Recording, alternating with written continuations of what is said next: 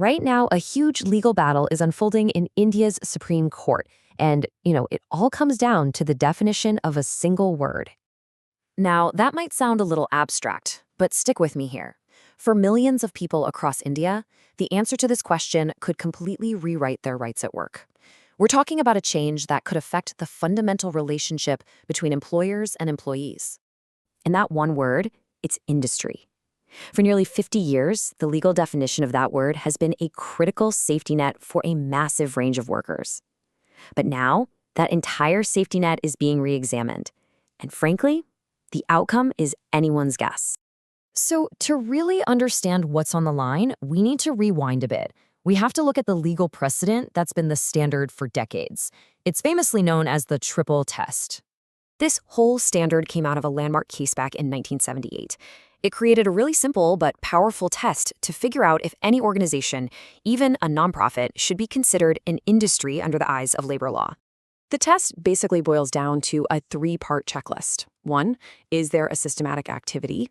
2, is there cooperation between the employer and the employee? And 3, does it produce goods or services? If you can tick yes to all 3, then boom, it's an industry. It's really that straightforward.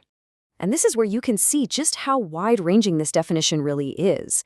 We are not just talking about factories. We're talking about hospital workers, university staff, people who work for charities, and yeah, even temple employees.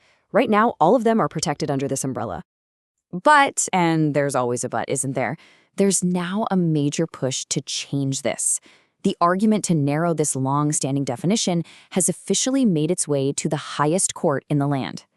And this is no minor hearing, let me tell you. A massive 9-judge bench is reconsidering this rule. That alone signals just how significant this moment is for the entire future of labor rights in India. So, what's the case for changing things? Well, the government and employers are arguing that the current definition is just excessively wide. They say it creates a lot of legal confusion and that essential government and social welfare functions really shouldn't be tied down by these industrial laws. But that's only one side of the coin. There is a very powerful rebuttal to this, and it's all grounded in a simple but really profound idea. This quote from senior advocate Indira Jaising, it really just cuts right to the heart of the counterargument. It's a direct challenge to the idea that certain organizations should get a pass when it comes to protecting their own people. The logic is pretty clear, right? How can an organization claim it's doing good for society but then deny basic rights and fair wages to the very people making its work possible? The point is, labor is labor. It doesn't matter if you're cleaning a courtroom or making sweets in a temple. And here you can see the two arguments, side by side. One side is pushing for exemptions and a narrower scope to avoid confusion. The other side is arguing for the universal dignity of labor, warning that any change would end up hurting society's most vulnerable workers. So let's bring this back from the courtroom to the real world. Beyond all the legal arguments, why does this debate truly matter? It matters because of this. Millions of people whose livelihoods and legal protections are literally hanging in the balance, all waiting for this one verdict.